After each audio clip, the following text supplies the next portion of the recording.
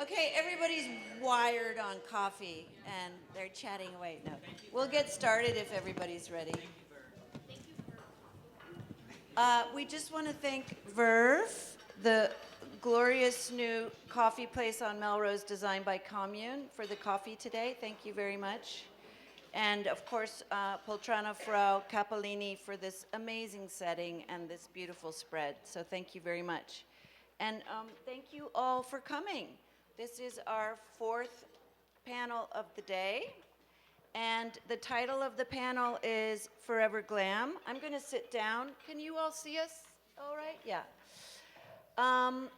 The title of this panel is Forever Glam. It's all about older women in major fashion ad campaigns, from Celine to Saint Laurent. But what's the best way to stay forever glam? By being more flamboyant with passing years, or tapping into understated elegance? How do we stay young and have style in the new golden years?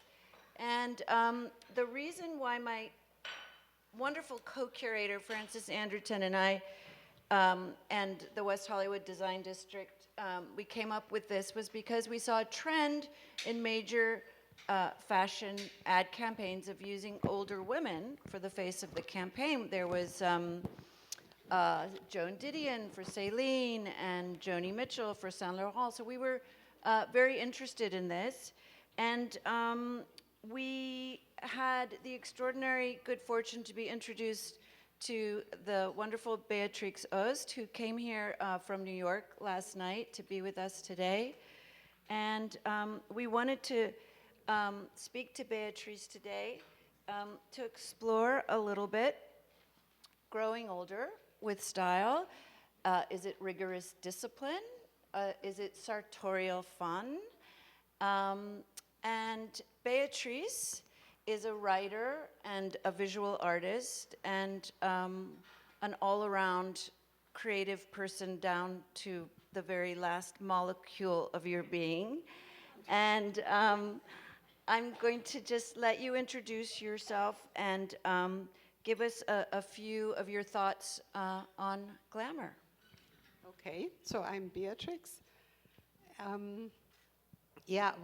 What is glamorous? What is it? What really is it? It is a riddle in many ways, because 3 people wear the same dress and then we all vote. Who wears it the best? What is it? Why? They all are gorgeous looking. So, or is it something, it's in life itself. It's a glamorous tea ceremony. Or my grandfather would roam through the house, very erect and tall. He was in his 80s and he wanted to die. And he was always saying, glamoureuse, glamoureuse. And he would wait for a snowstorm. And he walked into the snowstorm unnoticed, sat down on a bench by a lake, and wanted to die. They found him and he was very, very angry. He wanted to have a glamorous death. Or 2 aunts of mine who were they lived in a neighborly schloss, and they would come, and the Americans had come into Germany, into southern Germany, that was American, and they had half of their schloss wing was occupied by American officers. And those 2 aunties, you could nothing buy. Everything was, there were no stores to go and shop. So they would come for dinner to our house in American uniform jackets, a belt around, a rose put here, the hat askew, Marlboro cigarettes, fire red lips. I mean, that was glamorous. Oh my God. I mean, so is it what you make of something? It's not money. It can be money, but it isn't always money. It can be a moment where you see yourself in an extraordinary situation, or you make something extraordinary of something very ordinary. So I am still thinking, what really is it? It is a larger, much larger field than we think. And we have a small movie we can show you. Yes, and tell us, it was a young documentary filmmaker. It was a schoolgirl, really. She's 18, and she's in a wheelchair, and she befriended me, and she wanted to, she asked, we talked about fashion, and I invited her to my house, and then next time she brought a camera, a young girl who was a camera maker, filmmaker.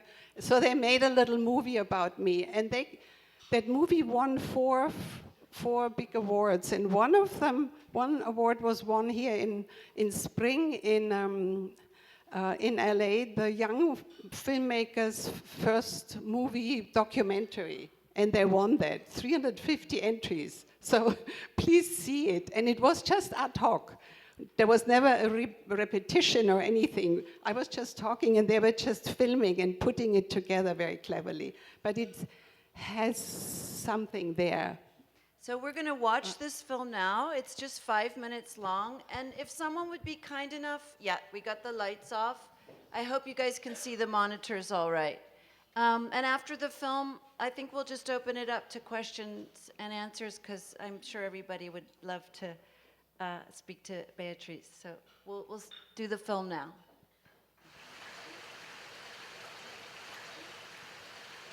I don't remember never being not noticed.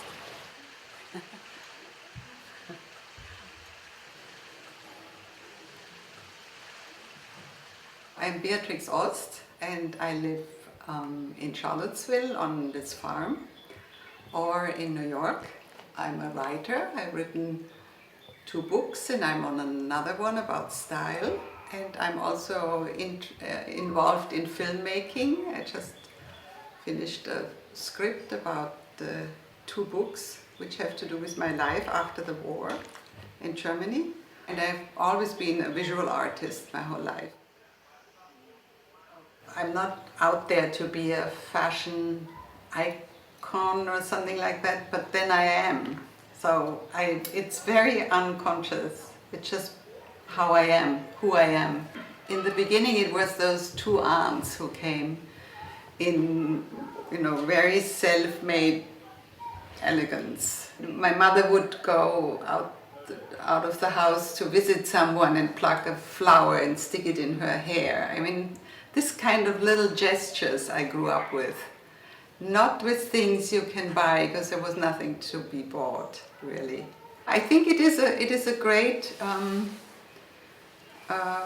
provider for your mind, that if you don't have too much to choose from, and you choose more from how you feel about something, a piece of fabric or something.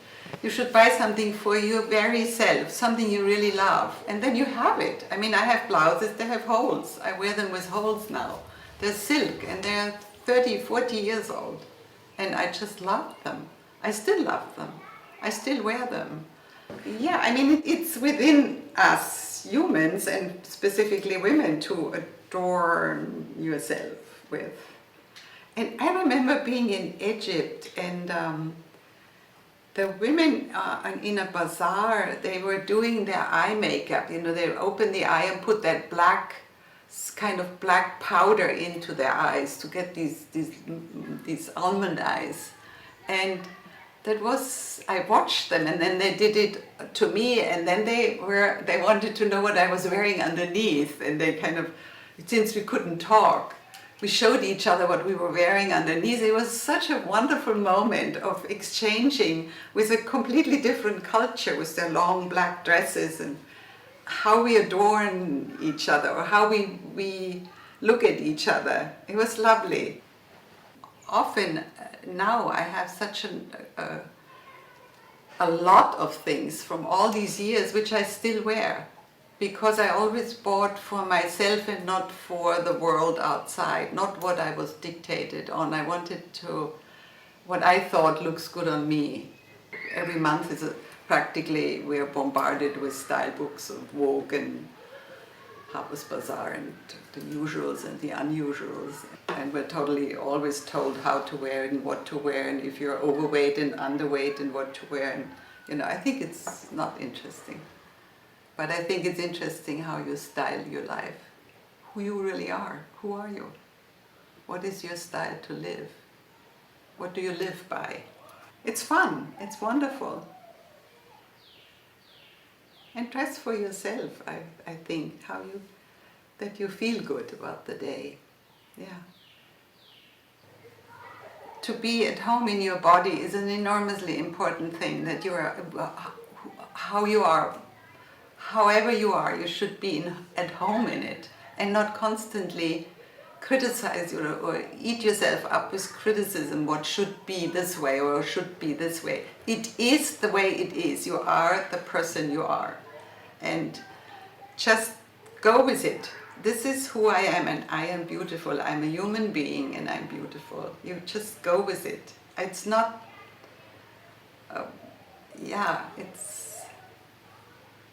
it's not so hard, I think. It's your life and it is beautiful, and you are the master of it. You have to make it in your own. Do it for yourself. And your body is a good place to be. This is a Issey Miyake dress they kept in the back for me, that they thought I would wear that. It's a gorgeous dress with all these little holes where the skin comes through. Where I wear that, I'm just going getting milk. On a day I like it.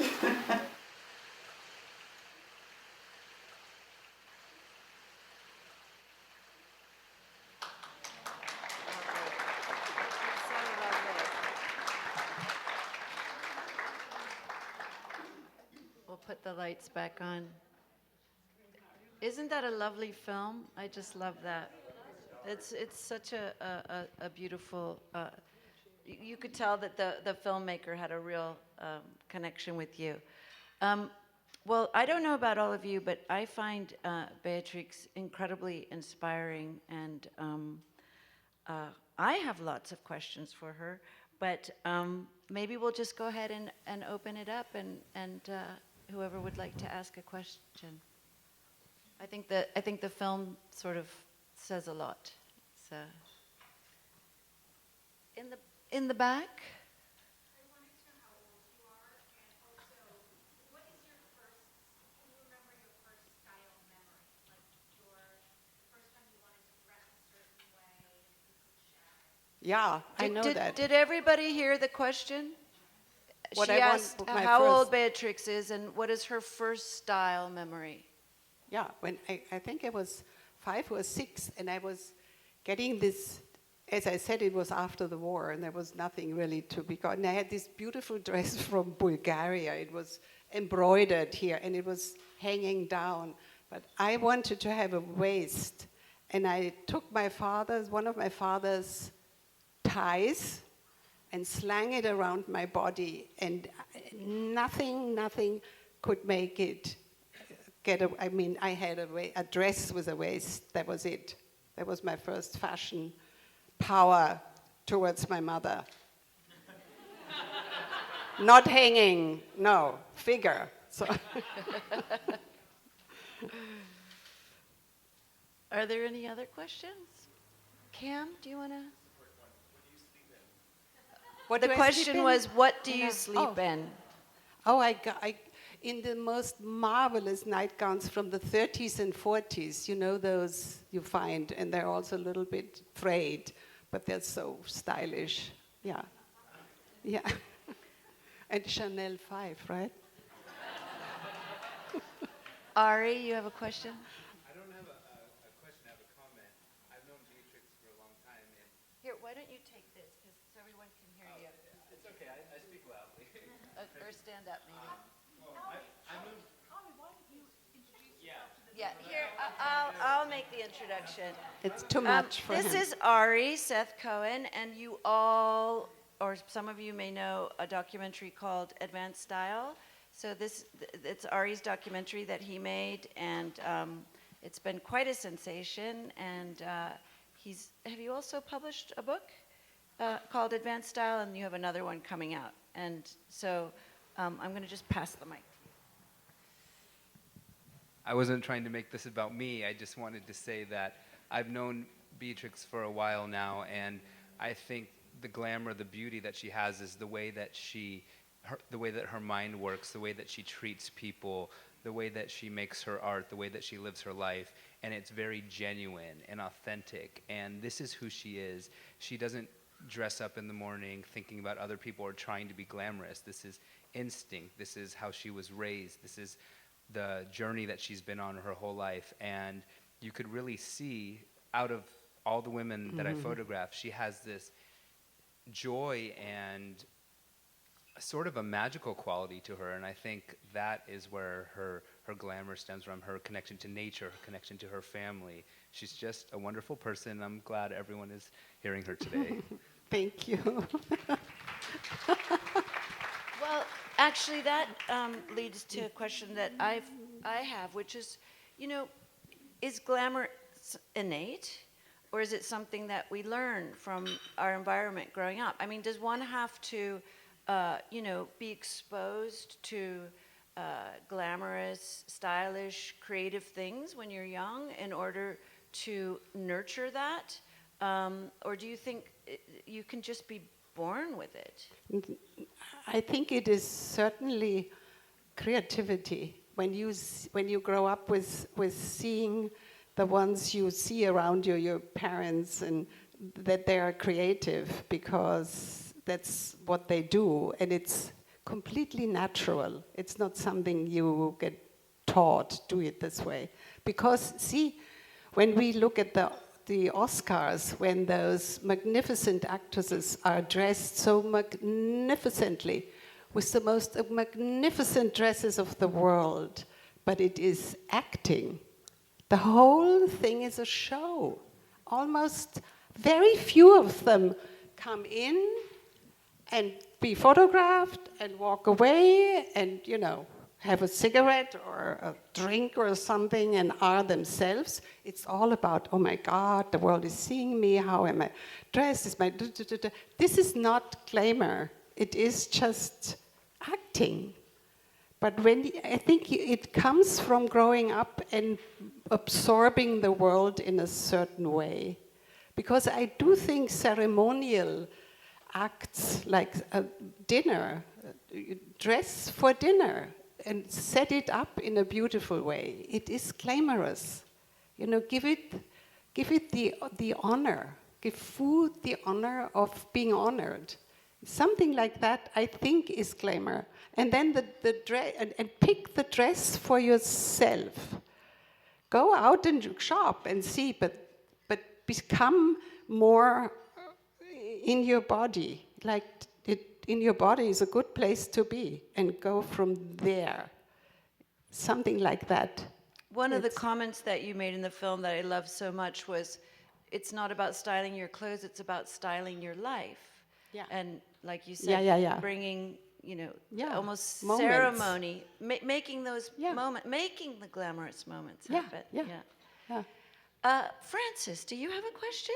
I do, Mallory. Would you like to take the mic? Loud. Well, we're talking partly about glamour and style, but we're also talking about age. And really there's tremendous pressure, particularly in America, and particularly in LA, to stay young. And there's for many, there's great anxiety attached to growing old. Can you address that piece of the story? Because it's inevitable. It's like rain. It's like the weather. It's like something you cannot do a thing about it. So you might as well celebrate it. And as much as you can do it. But everybody sees that you are 75. And everybody knows it. There are no more secrets. When Elizabeth Taylor or Sasa Gabor, they could lie because there was no internet. They could rip off 10 years and nobody would know. Now, come on, everybody knows it better than me. I mean, I'm hanging on that 75. Somebody said, you're 76. I said, no, I'm 75. You're hanging on that little bit of real truth. But it's, it's really is like weather. It's inevitable. And the more you celebrate who you are and celebrate growing older, the younger you really feel. Because then you are in that bow of life and it comes to an end and it might as well be glam, you know? My mother always wore, my mother had no, as I said, no money, but she had this fabulous underwear, the night gowns are from there. And you would always see it in her here, the décolleté. And no matter what, she had this fabulous underwear from the 30s when the times were good. And she always said, darling, always wear good underwear. If something happens to you and you end up in a hospital, they know who you are.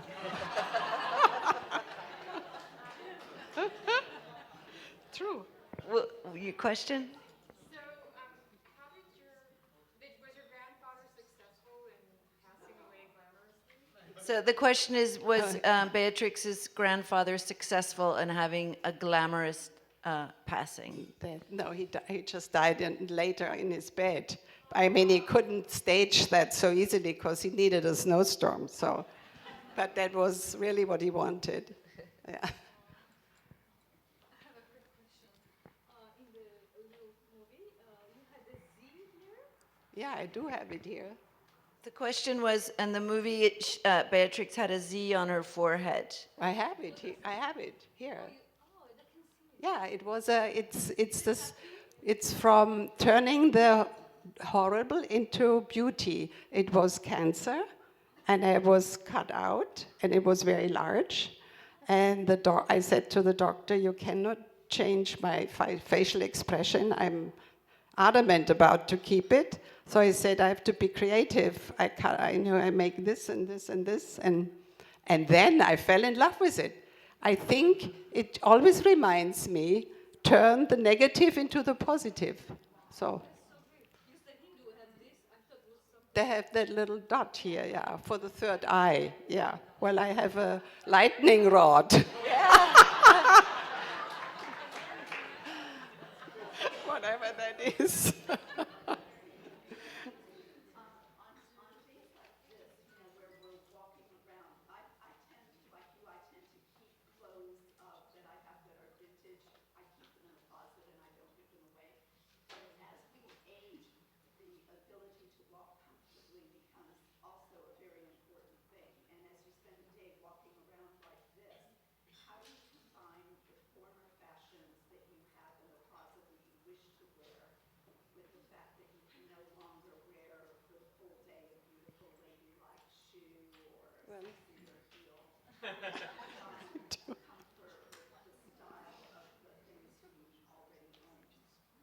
So the question was, how do you transition your more stylish clothes into more practical clothes as your aging requires?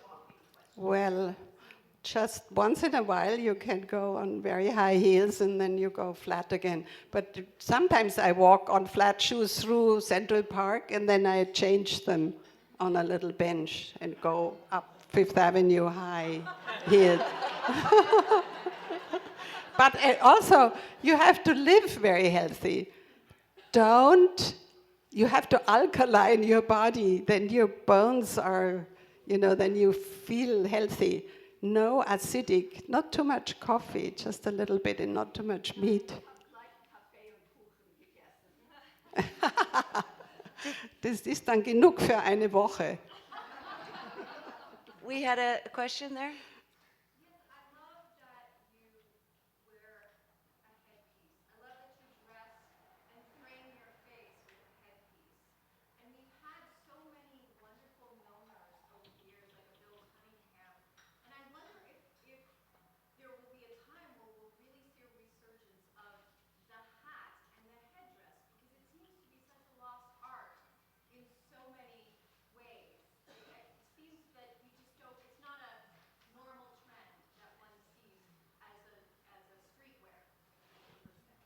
So the question's really, do you think that head dressing and hats will be something that will come back. Oh, it is back. Yeah, it is. I think it's back with a vengeance. Here is one beautiful hat. No, I think it's back. Yeah. Contemporary people influence you, if anybody?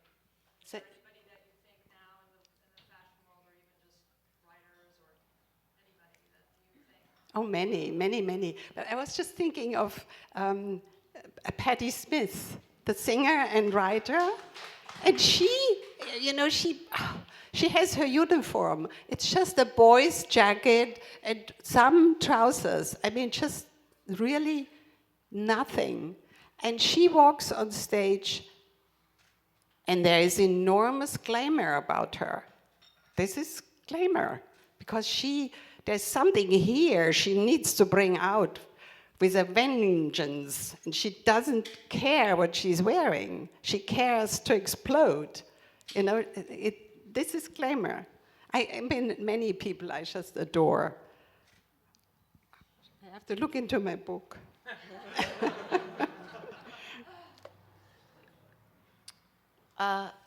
Yes, sir, in the hat. Do you have a question? Oh, Frida Kahlo was one. Yeah? So you mentioned actually uniform, and I was wondering, you have a very distinctive style. Do you have certain rules or things that you try to dress in a certain way, or is it just when you see it, you know it, and you like it, or is there more of a process? Yeah, I mean, it also has to do with weather. I mean, what do you put on when it's in this weather? No, I have no rules. It's more impulsive and joyous. I think dressing should be a joy. And, as I said, could be that I get the milk in that Issey Miyake dress. So. Do we have time for one more question? Okay. There any more questions? Another man in a hat, you see? Head dressing's coming back. We've got lots of it here. Do you look back over all of your style moments, and there is one that stands out that maybe you enjoyed at the moment, but you would say, oh God, never again? So the question is, was there ever a huge faux pas style moment that Beatrix regrets? I can't remember. You blocked it out. I blocked it out. It can be, I just go with it. Hopla, something happened. Overdressed. Well, you can never overdress, I think. Well, Vivienne Westwood said, it's always better to err on the side of being overdressed than underdressed. Yeah. And Max Ernst, the painter, was a friend of mine, and he said to me, Beatrix, you cannot only be a good painter, you have to wear a very large hat. Okay, we have time for one more question, and then we need to wrap it up. Mallery. It has nothing to do with Oh, fashion. oh. It has to do with food. We'll get yours in too. Okay. So I met Beatrix last night at the Roche Bobois event. What food inspires you? What do you like to cook? What do you like to do in your, Oh, So the question is, what food inspires you? Yeah, I mean, terribly healthy food. Yeah, and things you really know what you're eating. Not mushed up too much. Yeah. Okay, last question. God forbid, if you ever had to wear one outfit for, let's say, a year, what would you choose out of your closet as the most favorite thing that you could wear for an entire year? So the question is, if you had to choose one outfit out of your closet that you had to wear every day for a whole year, what would it be? Your most favorite thing. Okay, I'm sure it would be a Issey Miyake, or it would be one thing I designed. So, But it would probably- It could be the suit here I designed. But I'm very, very, very, very happy in Japanese design. Yeah. Okay, I think that's all the time we have. Thank you, everybody, so much for being here, and a very, very special thanks to Beatrix, who came all the way from New York. Very lucky to have you. And just to let you know, there's going to be a 10-minute break, and then we're going to have our next panel, which is Tales of the City, where we're going to explore how the hip new young, the hip new old, the hip young old, how are we going to live as all of us terribly hip people start to get older. So join us in 10 minutes for that. Thank you. Thank you, thank you.